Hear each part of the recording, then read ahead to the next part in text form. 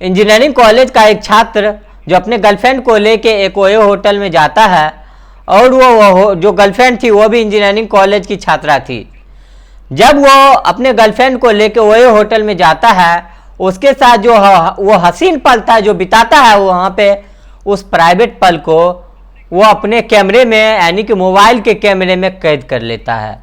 जैसे ही इस बात की जानकारी उसकी गर्लफ्रेंड को लगती है कि उसका जो प्राइवेट पल है वो उसके बॉयफ्रेंड के द्वारा मोबाइल में कैद कर लिया गया, तो वो लड़की नाराज हो जाती है, गुस्सा हो जाती है और तुरंत उस लड़के को कहती है कि तुमने जो भी वीडियो ने बनाया है वहाँ पे, उस वीडियो और फोटो को तुम अभी का अभी डिलीट कर दो। लेकिन वो जो लड़का होता है, जो लड़की का बॉयफ्रेंड होता है, वो मना कर देता है और कहता है कि हम इसको डिलीट नहीं कर सकते हैं, बल्कि उसी और वीडियो और फोटोग्राफ के बदले उस लड़की को ब्लैकमेल करने लगता है और उसको एक टास्क देता है और कहता है कि अगर तुम चाहती हो कि ये वीडियो और ये कहीं दूसरे जगह ना जाए तो तुमको एक काम करना होगा। और ये कहता है कि तुम्हें कॉलेज के बाथरूम में एक हिडन कैमरा लगाना होगा। जो कैमरा मैंने तुम्हें दे रहा हूं, जब तुम कॉलेज जाओगे तो जहां पे लड़कियां बाथरूम करने आती है उसके बाथरूम में ये हिडन कैमरा तुमको लगाना होगा। वो लड़की मरता क्या नहीं करता, उसको डर था कि मेरा बॉयफ्रेंड कहीं ना वो लड़का जिसके साथ हम अपने ओयो गए थे, टाइम स्पेंड किए थे, जो मेरा प्राइवेट पल था, उस पल को वो अपने कैमरे में जो कैद कर चुका था, अगर हम उसके बात को नहीं मानते हैं तो शायद वो मेरा फोटो और वो जो प्राइवेट वीडियो जो है वो कहीं ना कहीं हो सकता है वो वायरल कर दे। इसी बात के डर से वो लड़की ये काम करने के लिए सब कुछ ठीक ठाक चल रहा था। कॉलेज के उस बाथरूम में वो लड़की कैमरा फिट कर देती है वो बाथरूम में। अब वो लड़का अपने मोबाइल में सारे एक्टिविटी को अपने मोबाइल में देख रहा होता है। जैसे ही लड़कियां बाथरूम में आती है, अपने कपड़े उतारती है या फिर जो भी अपना करना होता है बाथरूम में, वो सारा मूवमेंट को वो अपने फोन में साथ साथ देख रहा होता है। क्योंकि जो हिडन कैमरा था वो बाथरूम में लगा, उसके मोबाइल से कनेक्टेड था, ऑनलाइन चलता था और उस ऑनलाइन चलने के दौरान वो लड़का जो था अपने मोबाइल में भली भांति देखता था। प्राइवेट नज़ारा वो खुद मोबाइल पे देखता था साफ साफ। सब कुछ जब ऐसे ही चल रहा था, जब कुछ दिन बीत जाता है, उसी में एक लड़की का नजर उस कैमरे पे जाता है और जब कैमरे पे जाता है तो आश्चर्य में पड़ जाती है और इस बात की सूचना और सारी लड़की को देती है।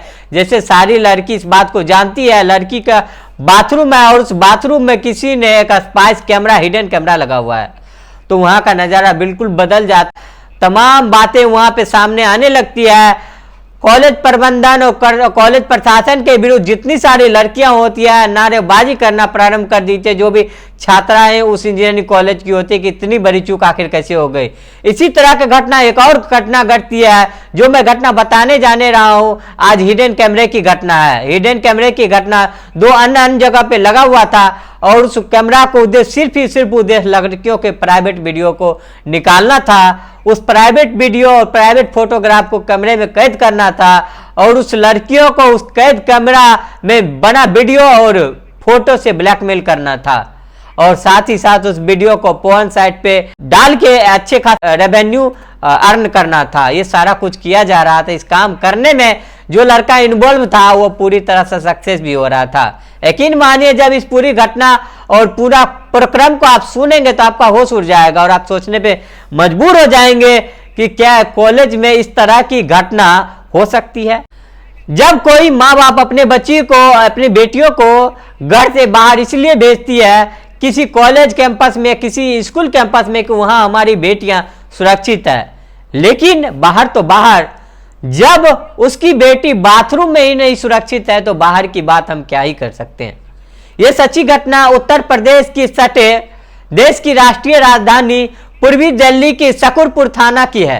एक लड़की जो उत्तर प्रदेश की किसी जिले की रहने वाली है, उसका उद्देश्य था यूपीएससी की तैयारी करना और यूपीएससी की तैयारी करके उसे आईएएस ऑफिसर बनना था और उस सपनों को लेके वो पूर्वी दिल्ली के शकरपुर थाना क्षेत्र के उस शकरपुर में एक फ्लैट में वो रह रही थी। उसके मोबाइल फोन में नोटिफिकेशन आने लगता है और नोटिफिकेशन आने के दौरान उसके व्हाट्सएप पे कई सारे नोटिफिकेशन आते हैं और व्हाट्सएप का मैसेज चेक किए बिना वो व्हाट्सएप का मैसेज चेक भी नहीं करता है। जो मैसेज आता था उस मैसेज को रीड भी नहीं करती थी और रीड किए बिना उसके व्हाट्सएप पे डबल ब्लू टिक लग जाता है और डबल ब्लू टिक तब लगता है जब आप सामने वाले का मैसेज रीड कर लेते हैं और इससे सामने वाले को पता चल जाता है कि आपने उसका मैसेज सीन कर लिया, देख लिया, रीड कर लिया। लेकिन आश्चर्य की बात यह थी कि उस लड़की ने के बिना देखे, यानी कि यूं कहे कि व्हाट्सएप का मैसेज रीड भी नहीं करती थी वो लड़की, उस चैट को पढ़ती भी नहीं थी और पढ़े बिना उसके मोबाइल पे, खास करके उसके व्हाट्सएप पे ब्लू टिक लग जाता था। वो सोच में पड़ जाती थी कि मेरे मैसेज को सीन किए बिना ये मैसेज कौन रीड कर रहा है। तब लड़की एक्सपर्ट के पास जाती है, अपने मोबाइल को लेकर और कहती है कि देखिए ना, जैसे ही कोई मैसेज आता है उधर से मैं मैसेज को रीड भी नहीं करती हूँ, पढ़ती भी नहीं हूँ, और नहीं करने के बावजूद भी मेरे व्हाट्सएप पे ब्लू टिक हो जाता है और रीड हो जाता है किसी के द्वारा। वो एक्सपर्ट जो होता है उसके मोबाइल फोन को चेक करता है और चेक करने के उपरांत 2-4-5 मिनट में बता देता है कि आपका व्हाट्सएप 2 जगह चल रहा है, एक तो आपके मोबाइल फोन में और एक तो लैपटॉप में चल रहा है। आपके पास कोई दूसरा लैपटॉप है, वो बोलता है लैपटॉप तो है लेकिन उस लैपटॉप में मैंने व्हाट्सएप ऑन नहीं किया है। तो वो एक्सपर्ट है, वो हैरान हो जाता है कि आप ऐसा बोल रहे हैं, वो तो ठीक है लेकिन इसमें साफ साफ दिख रहा है कि जो आपका नंबर है वो 2 डिवाइस में लॉगिन है, एक आपके मोबाइल में और एक लैपटॉप में। तब वो लड़की आश्चर्य में पड़ जाती है और कहती है कि फिलहाल ये कैसे मैं इससे बच सकूं, प्लीज सोल्यूशन बताइए। तब वो एक्सपर्ट बोलता है कि आप फिलहाल अभी व्हाट्सएप को लॉग आउट कर दीजिए और दोबारा लॉगिन कीजिए। जब आप दोबारा लॉगिन कीजिएगा तो ऑटोमेटिक उस लैपटॉप से ऑटोमेटिक एक्सेस खत्म हो जाएगा।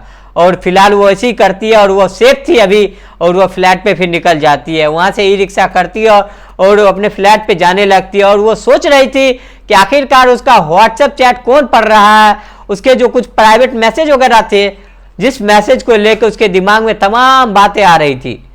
तो उसके दिमाग में सारी बातें चल रही थी कि आखिर इस मैसेज को रीड कौन कर रहा था। वो सोच में पड़ जाती है, आश्चर्य में पड़ जाती है और इस बात को लेकर वो अचंभित हो जाती है और टेंशन में आ जाती है। लेकिन इसी बीच जब वो ई रिक्शा से जा रही होती है तो अचानक उसके दिमाग में एक बात आती है कि जब वो बाथरूम में जाती है तो उसको कुछ बाथरूम में संदिग्ध चीज दिखता है छोटा सा, लेकिन वो उस पर कभी ध्यान नहीं दिया, उसको इग्नोर कर देती थी। लेकिन वो काफी दिनों से देख रही थी। जैसे ये व्हाट्सएप वाला कांड उसके साथ हुआ, तुरंत इस बात को लेके वो सीधे अपने फ्लैट पे जाती है और फ्लैट पे जाने के बाद वो डायरेक्ट उस बाथरूम में पहुंचती है। और उस बाथरूम में पहुंचने के बाद जो बल्ब लगा हुआ था उस बाथरूम में होल्डर था, होल्डर में एक छोटा सा छेद था, उसमें हिडन कैमरा लगा हुआ था। जैसे ही होल्डर को उतारती है और देखती है, वो आश्चर्य में पड़ जाती है, अचंभित हो जाती है कि उसके पैरों तले जमीन खिसक जाती है। वो साफ साफ पूरा बात समझ जाती है कि हो ना हो मेरा प्राइवेट वीडियो किसी ना किसी, मेरा फोटोग्राफ, प्राइवेट वीडियो निकाल रहा है। हो सकता है ना निकाल रहा है कि हो सकता है आने वाले दिन में मिसयूज भी करे। इसके बाद तुरंत 112 नंबर पे सूचना देती है और पुलिस कंट्रोल में बताती है। पुलिस कंट्रोल रूम से एक सब इंस्पेक्टर जिसका नाम राकेश कुमार होता है तत्काल मौके बरदात पे पहुंचता है और उस लड़की से पूछता है कि आपका क्या परेशानी है, आपका कंट्रोल रूम पे क्यों फोन किया था। तब वो लड़की अपने बात बताने लगती है कि अभी बाथरूम में संदिग्ध चीज मुझे दिखा है, ये तो फिलहाल तो मुझे बहुत दिनों से दिख रहा है, लेकिन मैं अलर्ट तब हुई जब मेरा व्हाट्सएप किसी दूसरे लैपटॉप में चल रहा था। फिलहाल उस लैपटॉप से मैं एक्सेस ले लिया हूं, अब उस लैपटॉप में नहीं चल रहा है, लेकिन मेरे बाथरूम में एक हिडन कैमरा एक होल्डर में लगा हुआ है और मुझे डर है कि इस कैमरा से मेरे प्राइवेट तस्वीर, मेरे प्राइवेट वीडियो निकाले गए। जैसे ही सब इंस्पेक्टर राकेश कुमार इस बात को सुनते हुए आश्चर्य में पड़ जाते हैं कि आखिर एक लड़की के बाथरूम में जो इस प्रकार का हिडन कैमरा कौन लगा सकता है। वो तत्काल जांच पड़ताल करता है और पूछने के बाद उससे पूछता है कि आपके साथ में कोई और रहता है क्या। बोलता है नहीं, मैं तो अकेली रहती हूँ यहाँ पे, लेकिन मकान मालिक का एक लड़का है जिसका नाम करण है, वो हमेशा आता जाता रहता है, क्योंकि वो भी चूंकि सरकारी नौकरी का तैयारी कर रहा है, उसे नोट्स वगैरह होता है या फिर कभी मुझसे पूछना होता है या उसको पूछना होता है, तो मैं उसको करण को बुलाती हूँ और करण यहाँ पे आता जाता है। मैं काफी दिनों से रह रही हूँ तो एक अच्छा बॉन्डिंग बन गया, इस वजह से करण के ऊपर डाउट करना तो कोई बात ही नहीं है, क्योंकि मुझे वो दीदी बोलता है। तो कहीं से उस लड़की का शक करण पे जा ही नहीं रहा था। लेकिन फिर पुलिस इस पूरे प्रक्रम को बारीकी से इन्वेस्टिगेशन करती है, तो वहां से फिर चली जाती है। दूसरा बार फिर इन्वेस्टिगेशन के लिए आते हैं, तो मकान मालिक से बेटे से पूछताछ होती है। तो मकान मालिक का बेटा पहले स्वीकार नहीं करता है कि कोई इस तरह की एक्टिविटी किया है, लेकिन पुलिस जब अपने तरह से पूछताछ करती है, जब सख्ती से पेश आती है, तब जो करण होता है वो इस सारे बात को बताने लगता है। चूंकि करण था वो पैर का विकलांग भी था और उसका बॉडी लैंग्वेज इस टाइप का नहीं था, उसके फेस पे मासूमियत थी, जिसको देख के इस बात से पता नहीं चल पा रहा था कि उस लड़का भी कुछ इस तरह का कृत्य कर सकता है। करण अब सारी बात को बताने लगता है। जब दीदी बाहर चली जाती है फ्लैट से, तो चूंकि उस कमरे का चाबी इसके पास भी रहता है, चूंकि आते जाते रहती थी, जब कोई इमरजेंसी होती तो एक चाबी जो इसके पास दे के जाती थी, और जब चाबी जब दे के जाती तो मैं उसी बीच में जब वो बाहर जाती तो मैं हिडन कैमरा लगा दिया था उसमें, और जो उसमें मेमोरी कार्ड पहले से उसमें लगा हुआ था और रिकॉर्ड किया हुआ वीडियो मैं अपने फ़ोन में कनेक्ट करके देख सकता था। और जहां तक हिडन कैमरा लगाने की बात है तो 3 महीना पहले लगाया था। जब दीदी घर गई थी तो मेरा जो दूसरा चाबी था, मैं उस चाबी से उस कमरे का खोल लिया, और खोलने के बाद मैं सीधे उसके बाथरूम में गया और बाथरूम में उस एक होल्डर में, बल्ब के होल्डर में एक हिडन स्पाइस कैमरा में फिट कर दिया और फिर वापस आ गया। और जहां तक व्हाट्सएप के हैक करने की बात है तो मैं एक दिन मौका पाकर, दीदी किसी काम से नीचे उतरी थी, इसी बीच में ऊपर गया, उसका मोबाइल चार्ज में लगा था, और उसके बाद मैं उसके बार कोड स्कैन करके कैसे कैसे मैं उसका व्हाट्सएप अपने लैपटॉप में ऑन कर लिया, और जिसका जो भी चार्ट होता था, जो जिससे चार्ट करती थी, कोई भी चार्ट होता था, उसके देखने से पहले ही मैं बैठकर देख लिया करता था। और जो भी उनका प्राइवेट वीडियो होता था उस वीडियो को देखा करता था, और इसे देखा हुआ मुझे बहुत अच्छा लगता था। पुलिस सख्ती से जांच करती है तो ये सारी बात पुलिस को करण तत्काल बता देता है। पुलिस उसको सख्ती से पेश आती है और पेश आने के उपरांत संबंधित धाराओं में उसके ऊपर मुकदमा दर्ज करती है, और मुकदमा दर्ज करने के उपरांत उसको तत्काल वहां से जेल भेज दी जाती है। जैसे इस बात की सूचना उच्च अधिकारी तक जाती है तो उच्च अधिकारी अपील करती है महिलाओं और लड़कियों से जो घर से बाहर पढ़ाई करती है, रहती है कहीं पे या कहीं पे जॉब वगैरह करती है, पब्लिक टॉयलेट को यूज करती है, उस टॉयलेट को यूज करने से पहले भली बात ही वहां से प्राइवेट जगह होता है, क्योंकि प्राइवेट जगह होता है, बाथरूम हो या फिर चेंजिंग रूम हो, उसको पहले वेरीफाई कर ले, जांच कर ले कहीं ना कहीं वहां पे स्पाइस हिडन कैमरा तो नहीं लगा हुआ है, जो कैमरा उसके वीडियो और फोटोग्राफ को रिकॉर्ड कर रहा है, जो कि बाद में उस लड़की के लिए वो आफत ना बन जाए। इस बात को ध्यान रखना होगा। तो जो छात्रा के साथ जो घटना घटित होती है उसी तरह की घटना एक आंध्र प्रदेश की जिला कृष्णा में एक जगह है बुरीवाला, और बुरीवाला में एक इंजीनियरिंग कॉलेज है। उसी इंजीनियरिंग कॉलेज में बाथरूम में जहां छात्राएं जो बाथरूम यूज करती थी उसमें हिडन कैमरा लगा हुआ था।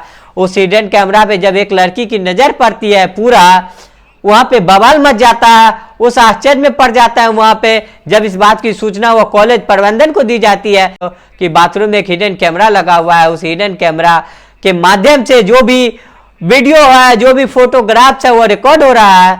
जो भी लड़कियां होती है वहां पे वो हल्ला बोल देती है और फिर प्रबंधक के खिलाफ वहां पे जन आक्रोश निकाला जाता है। तमाम तरह की बातें होती है। जब मामला पूरा तरह गर्माता है तो प्रशासन पहुंचती है और पूरे मामले की जांच की जाती है।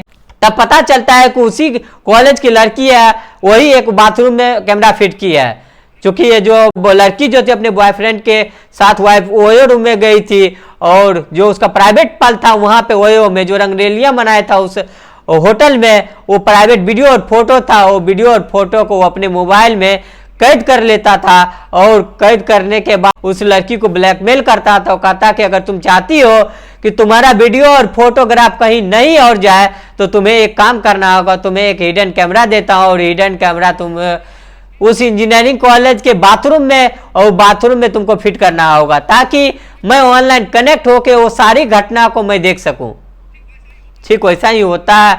वो लड़की तत्काल मरता क्या नहीं करता, वो इस बात को डरता कि कहीं ना कहीं इससे अगर मैं ऐसा नहीं करूंगा तो बॉयफ्रेंड के द्वारा में जो प्राइवेट फोटो वीडियो जो बना हुआ उसको कहीं वायरल ना कर दे। इस डर से वो लड़की वो काम करना शुरू कर देती है और काम कर देती है। पता चलता है 300 प्लस वीडियो और फोटोग्राफ उसी कॉलेज के वीडियो वायरल कर दिया गया था किस किस के पास पहुंची थी या नहीं पहुंची थी, लेकिन सरकार ने भी अपील की थी कि जिस जिसके पास उस कॉलेज की आपत्तिजनक फोटो या वीडियो पहुंची है उस वीडियो को ना देखे और उसको तुरंत डिलीट कर दे, इसका गलत इस्तेमाल ना करे, क्योंकि बहन बेटियां किसी की भी हो सकती है और बहन बेटियों के साथ इस तरह से पेश आना कानून जुर्म है। और इसके बाद उस लड़के की भी गिरफ्तारी होती है, जो लड़का उस लड़की को लेके वो होटल गया था और वो होटल में वो प्राइवेट वीडियो और फोटो के आधार पर उस लड़की को ब्लैकमेल कर रहा था। पुलिस तत्काल उसको गिरफ्तार करती है और गिरफ्तारी करने के बाद विभिन्न धाराओं पे उसके ऊपर मुकदमा दर्ज करती है और उसको तत्काल वहां से जेल भेज देती है।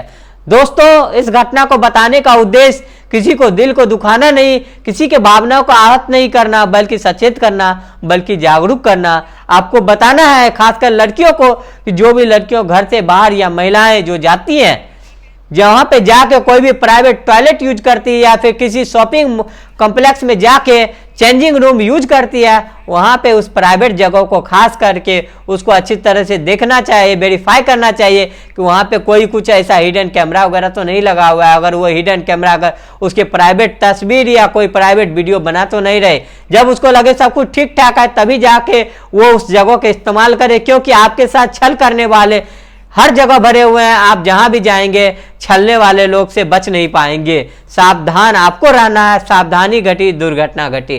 दोस्तों, इस पूरे घटनाक्रम को लेके आपकी क्या राय है, आप क्या सोचते हैं, इस घटना से कैसे बचा सके, निष्पक्षता से अपने कमेंट सेक्शन में जरूर कमेंट बताइएगा, क्योंकि मैं आपके कमेंट का बेसब्री से इंतजार करता हूं।